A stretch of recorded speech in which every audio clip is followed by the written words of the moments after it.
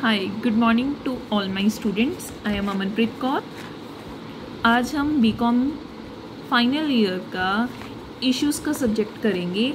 आज हमारा second chapter है conceptual framework FASB and IASB। ठीक है, पहले हम FASB की फुल फॉर्म देखेंगे, वो क्या होती है। Financial accounting standard board. ठीक है, मैंने कुछ नोट्स बनाए हैं, जैसे कि मैंने लिखा है कि FASB is a private non-profit organization standard setting body whose primary purpose is to establish and improve generally accepted accounting principle within the US in the public interest। conceptual framework का meaning होता है कि वे analytical tool है, जैसे कि FASB एक private non profit organisation है, एक स्टैंडर्ड सेटिंग बॉडी है, जिसका मेन पर्पस होता है कि उसने जो गैप है हम अपने अकाउंटिंग स्टैंडर्ड फाइनेंशियल रिपोर्टिंग को इम्प्रूव करने के लिए यूज़ करते हैं। उसके लिए FASB एक स्टैंडर्ड सेटिंग बॉडी होती है जो एक इस्टेब्लिश्ड होती है, जिसको हम क्या करते हैं, इम्प्रूव करते हैं हमारे जो स्टैंडर्ड्स हैं। वो FASB एक प्राइवेट ऑर्गेनाइजेशन है। ठीक है, तो मैं आपको ये बात बता दूं कि इसका मेन पर्पस होता है कि वह इन्वेस्टर एंड क्रेडिटर्स को अपने मेन कंसेप्चुअल फ्रेमवर्क का मतलब क्या होता है। फ्रेमवर्क का मतलब होता है कि वह एक ढांचा प्रोवाइड करते हैं अपने स्टैंडर्ड्स को। ओके, तो हम अब आगे चलते हैं। अ conceptual framework of accounting is a structural theory of accounting. ठीक है, FASB हमें क्या प्रोवाइड करता है, रूल्स स्टैंडर्ड्स जो है सेट करता है। एक स्टैंडर्ड सेटिंग प्रोसेस होता है जो गैप फ्रेमवर्क यूज़ किया जाता है अपने प्रैक्टिसेस को एवेल्यूएट करने के लिए। तो उसके लिए FASB financial accounting standard board use किया जाता है। ठीक है, तो अब हम आगे चलते हैं। आपको इस पैराग्राफ से बिल्कुल क्लियर हो जाएगा। ठीक है, तो और ऑब्जेक्टिव एंड फंडामेंटल को यूज़ किया जाता है। Selecting transactions, events and circumstances को क्या है, यूज़ किया जाता है। आगे हम चलते हैं need for conceptual framework. Need for conceptual framework एक इम्पॉर्टेंट कंसेप्ट है। सॉल्विंग अकाउंटिंग इश्यूज, ठीक है, अकाउंटिंग स्टैंडर्ड्स रिड्यूस करता है हमारे influences personal by standard decisions को, कंसिस्टेंसी ले आता है हमारे अकाउंटिंग स्टैंडर्ड्स में। ठीक है, और ये ट्रस्टवर्दी होता है। Increase public confidence to develop coherent standards of rules and clear information हमें प्रोवाइड की जाती है। ठीक है, मैंने एक लाइन लिखी थी, मुझे ये अच्छी लगी। वो क्या है line, FASB is an organization created to establish and improve financial accounting standards in private sector. जो प्राइवेट सेक्टर के अकाउंटिंग स्टैंडर्ड्स है फाइनेंशियल अकाउंटिंग के, FASB एक ऐसी ऑर्गेनाइजेशन है जो इस्टेब्लिश्ड करती है और इम्प्रूव करती है फाइनेंशियल अकाउंटिंग स्टैंडर्ड को इन प्राइवेट सेक्टर के लिए। ठीक है, वो हमारी रीसॉल्व करती है, हमारे री इशूज़ करती है हमारे अकाउंटिंग स्टैंडर्ड्स को, फाइनेंशियल रिपोर्ट को, as well as auditors can rely upon in case of any conflict अगर होता है तो क्या है, FASB हमारी हेल्प करती है। आगे development of the conceptual framework है, आप इसे रीड कर सकते हो। और एक बात मैं आपको बता दूं कि ज्वाइन हुआ था IASB एंड FASB, इसे हम ज्वाइन कंसेप्चुअल फ्रेमवर्क बोलते हैं, जिसे project develop and improve conceptual framework provide the sound foundation and developing future accounting standards को बोला जाता है। आगे हमारा मेन क्वेश्चन जो है शुरू होता है, वो कहाँ से स्टार्ट होता है, फाइनेंशियल अकाउंटिंग स्टैंडर्ड बोर्ड। जो मैंने आपको पहले मीनिंग बताया है वो सेम इसी में लिखा हुआ है। हम एक बार दोबारा रीड कर लेते हैं कि वह क्या लिखा हुआ है। Financial accounting and reporting standard for public in private companies in non profit organization that follow generally accepted accounting principles. मैंने आपको पहले भी बताया कि जो FASB की एक प्राइवेट इंडिपेंडेंट ऑर्गेनाइजेशन है, जो कब इस्टेब्लिश्ड हुई थी, 1973 में इस्टेब्लिश हुई थी। जो non profit organization that follow generally accepted accounting principle को क्या करते हैं, वो फॉलो करते हैं। ठीक है, अब हम आगे देखेंगे मिशन क्या है FASB के। अगर आप क्लोज लेकर आप मेरी वीडियो को देखो तो आपको दिखेंगे कुछ मैंने पॉइंट्स अलग करके नोट किए हैं। आपको पूरा पैराग्राफ पढ़ने की बिल्कुल भी ज़रूरत नहीं है। वो मैंने क्या लिखे हुए हैं, improve usefulness of financial reporting, maintain current accounting standards, प्रमोटली address D efficiencies in accounting standards. 4th point मैंने लिखा है कि improve the common understandability of the nature and purpose information in financial reporting. Information वो क्या होती है, fair होती है और करेक्ट होती है। FASB का मैंने मेन पर्पस पहले भी बताया कि क्या है, फाइनेंशियल रिपोर्टिंग क्या है, यूज़फुल होती है, इम्प्रूव करते हैं हम उसको। सेकेंड पॉइंट में मैंने बताया कि हम क्या करते हैं, मेंटेन करते हैं करंट अकाउंटिंग स्टैंडर्ड्स को। जो कोई भी हमारी डेफिशिएंसी होती हैं, जैसे मैंने लिखा था promote address deficiency in accounting standards, कोई भी अकाउंटिंग स्टैंडर्ड में हमारी डेफिशिएंसी होती है तो हम उसे क्या करते हैं, इम्प्रूव करते हैं। ये FASB का मेन मिशन है। कोई भी सिग्निफिकेंस एरर्स होते हैं, promote the convergence of accounting standards, internationally कोई भी प्रॉब्लम आती है तो वो क्या करता है, FASB उसकी क्वालिटी को इम्प्रूव करता है। आगे हमारे गाइडिंग प्रिंसिपल्स हैं, आप उसे रीड कर सकते हो, वो सेम एज मिशन की तरह ही लिखे जाएंगे। क्या होता है कि जैसे डिसीजन लिया जाता है, पास्ट डिसीजन के बेसिस पर होते हैं, क्लियर एंड टाइमली इंफॉर्मेशन होनी चाहिए, इम्प्रूव स्टैंडर्ड्स होने चाहिए, solicit and carefully weigh the view of the stakeholder. Solicit का मीनिंग होता है कि कलेक्ट करना चाहिए, एंड केयरफुली वे का मीनिंग होता है consider the view of the stakeholder. Stakeholder के अकॉर्डिंग भी हमें उनकी ओर ध्यान देना चाहिए, ठीक है, to manage the process of improving standards.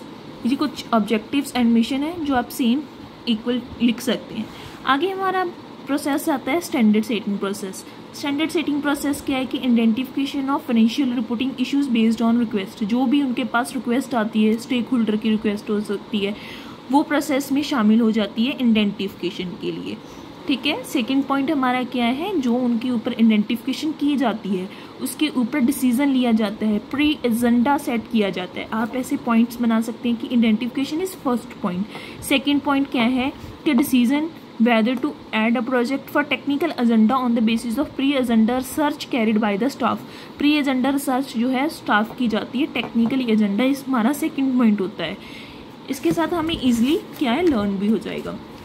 आगे हम चलते हैं थर्ड पॉइंट के लिए, make deliberation at one more public meeting about. Deliberation क्या होती है कि हमारे ऊपर कोई भी हमें विचार करने, कोई भी रिपोर्टिंग के लिए देखा जाता है। आगे हमारा पॉइंट आता है issues of an exposure draft. Exposure draft के फॉर पब्लिक कमेंट्स के लिए लिखा जाता है। आगे आता है holding a public round table meeting on exposure draft require redeliberating the proposed provisions. And last one point क्या आता है हमारा, issuing an accounting standard update describing amendments. कोई भी अमेंडमेंट्स कोडिफिकेशन होती है तो वो क्या है, सेंड करी जाती है। आगे हम चलते हैं तो मेन हमारा क्वेश्चन वो कहाँ से स्टार्ट होता है, conceptual framework of FASB। Conceptual framework of FASB मेरे अकॉर्डिंग इम्पॉर्टेंट है, ठीक है। FASB का आपने जो मीनिंग पहले लिखा वो हम सेम इसमें दोबारा लिखेंगे कि क्या होता है कि सीरीज ऑफ कंसेप्ट है, इम्प्रूव करते हैं। जो हमने मिशन एंड ऑब्जेक्टिव्स में वो हमारे नोट्स थे, ठीक है, हमने जो पहले रीड आउट करे हम वो ही लिखेंगे। आगे हम चलते हैं कि इसके क्या है, 8 कंसेप्ट स्टेटमेंट्स होते हैं, ठीक है। FASB क्या करता है, इशू 8 कंसेप्ट्स। आइए हम देखते हैं, आप पहले ये रीड आउट कर सकते हैं अपने आप, ठीक है। उसके बाद मैं आपको फर्स्ट पॉइंट से करवाऊंगी कंसेप्ट स्टेटमेंट। कितने कंसेप्ट हैं, 8। हमारा क्या है, first concept. First concept issued हुआ था नवंबर 1978 को, जो है objectives of financial reporting by business enterprise, ठीक है। फाइनेंशियल जो रिपोर्टिंग है उसके ऑब्जेक्टिव्स क्या है, एक एंटरप्राइज के दोबारा। For investors useful, first point में क्या लिखा हुआ है कि for investors useful allocation decisions, new release, future security efficiencies को इम्प्रूव करने के लिए, ठीक है। Financial reporting should provide information that is useful and potential investor and creditors के लिए यूज़ होती है। जो भी हमने पहले ऑब्जेक्टिव्स किए हैं, ठीक है, फर्स्ट चैप्टर में आपने रीड आउट किया होगा, उसके अकॉर्डिंग ही हम इन्वेस्टर्स के लिए लिखेंगे। सेकंड पॉइंट हमारा क्या आता है कि वो क्या है, टाइमिंग हमारी जो है होनी चाहिए, फाइनेंशियल रिपोर्टिंग के क्या क्या ऑब्जेक्टिव्स होने चाहिए, ठीक है, एक बिजनेस एंटरप्राइज के द्वारा। क्या है थर्ड पॉइंट में हम क्या लिख सकते हैं कि वो इकोनॉमिक रिसोर्सेज के लिए बेनिफिट्स होने चाहिए, इवेल्युएशंस कर सकते हो, ठीक है। आगे हमारा पॉइंट है कि हमें स्पेंड करना है, कैश करना है, मेजरमेंट्स ऑफ अर्निंग्स करनी है। आप अगर पूरा पैराग्राफ पढ़ोगे तो ऐसे बिल्कुल नहीं याद होगा, आपको अपने अलग पॉइंट्स निकालने पड़ेंगे। जैसे मैंने अंडरलाइन कर दिया है कि इस पैराग्राफ में ये पॉइंट्स इंपॉर्टेंट है, आप इस पॉइंट्स को सिर्फ लर्न कर सकते हैं, तो आपका काम और भी ईजी हो जाएगा। ठीक है, लास्ट पॉइंट में क्या है, स्टीवर्डशिप रिस्पॉन्सिबिलिटी। ठीक है, तो आप और क्या पॉइंट्स बना सकते हो एक एंटरप्राइज के लिए, making decisions, useful for owners, interest of owners, interest of all stakeholders, जिसमें शेयर होल्डर्स सभी आ जाते हैं। ठीक है, आगे हमारा आता है कंसेप्ट स्टेटमेंट नंबर 2 जो इशूड हुआ था इन मई 1980 में, क्वालिटेटिव प्रैक्टिस्टिक्स ऑफ अकाउंटिंग इंफॉर्मेशन। इसमें लिखा गया कि प्राइमरी डिसीजन स्पेसिफिक क्वालिटीज होती हैं एंड सेकेंडरी क्वालिफाइज होती हैं। प्राइमरी में क्या होती हैं, रेलिवेंस होना चाहिए, रिलायबल होना चाहिए। ठीक है, रेलिवेंट का मीनिंग क्या होता है कि रेलिवेंस होना चाहिए कि जिसके बेसिस पर हमें डिसीजन लेना है वो पास्ट, प्रेजेंट एंड फ्यूचर के बेसिस पर होना चाहिए, कि कंफर्म एंड प्रियोर एक्सपेक्टेशंस के बेसिस पर होना चाहिए, रेलिवेंट होना चाहिए हमारे लिए डिसीजन, जिसके बेसिस पर हमारा डिसीजन लिया जाता है फॉर हेल्पिंग द प्रोडिक्शंस। आगे क्या है कि रिलायबल का मीनिंग होता है कि ट्रस्टवर्दी होना चाहिए, फेथफुल होना चाहिए, it must be verifiable and neutral होना चाहिए, जिस पर हमारे स्टेक होल्डर्स क्या है वो फेथफुल कर सकें, ट्रस्ट कर सकें। रिप्रेजेंटेशनल क्वालिटी होनी चाहिए उसकी, वेरीफाइबल होना चाहिए। न्यूट्रलिटी मीनिंग फॉर्मेटिंग और implementing standards, the primary concern should be relevance and reliability and information that result. ठीक है,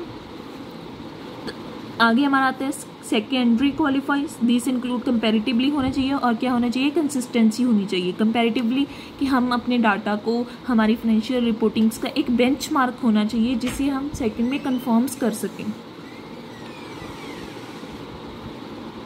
और आगे हमारा आता है consistency meaning it refers to consistency in the application of method over time to make the similar information comparable for the same entity across different points of time to draw conclusions. Consistent होना चाहिए हमारा application of method make similar information comparable the same entity across different point of time to draw conclusions. आगे हमारा आते हैं concept number statement 3 जिसमें हमारे आते हैं एलिमेंट्स ऑफ फाइनेंशियल स्टेटमेंट्स। इसमें कुछ नहीं करना है, आपको सिर्फ पॉइंट्स लर्न करने हैं। इसकी डेफिनेशंस आपको ऑलरेडी आती है, वो क्या क्या है, एसेट, लाइबिलिटीज, इक्विटी किसके अकॉर्डिंग होती है, is equal to asset minus liability, very easy. Investment क्या होती हैं, increases in net assets of particular enterprise, बस आपको ये चीज़ याद करनी है। ठीक है, डिस्ट्रीब्यूशंस होते हैं जो क्या होते हैं, डिक्रीज करते हैं हमारे नेट एसेट्स को और पर्टिकुलर बिजनेस को। कॉम्प्रिहेंसिव इनकम क्या होती है कि change in equity net asset of an equity. ठीक है, इसमें कुछ नहीं करना है, सिर्फ पॉइंट्स लर्न करने हैं, आपको मीनिंग तो क्लियर ही है इसका। रेवेन्यूज, एक्सपेंसेस क्या होते हैं, गेन्स इंक्रीज इन इक्विटी क्या होती है, लॉसेज और डिक्रीज इन इक्विटी क्या होती है, आप अपनी लैंग्वेज में ईजिली लिख सकते हैं। आगे हमारा है कि concept statement number 4 issued in December 1980। आगे हमारी है objectives of financial reporting by non business organisation. Third point में हमने करा था फाइनेंशियल स्टेटमेंट ऑफ बिजनेस, अब क्या है, नॉन बिजनेस ऑर्गेनाइजेशंस। ठीक है, नॉन बिजनेस ऑर्गेनाइजेशन में क्या है, इसके ऑब्जेक्टिव्स बिल्कुल सेम आएंगे कि हमें क्या है, मैंने अंडरलाइन किया हुआ है, देख सकते हैं। Making rational decisions about allocation of resources this organization, help represent and potentials resource providers. Okay, तो आगे हमारी क्या आती है, how manager of non business organization has discharge responsibilities.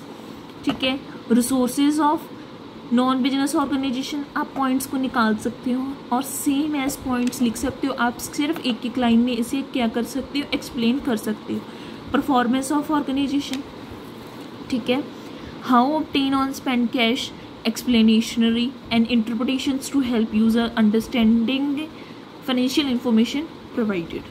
ठीक है, आप इसमें पूरी ईजली तरीके से मैंने आपको बिल्कुल ऐसे अच्छे से पॉइंट बना कर दिए हैं कि आप बिल्कुल क्लियरली, आप क्लोज लेकर देख सकते हो वीडियो को, क्या है आप बिल्कुल अच्छे से कर सकते हो।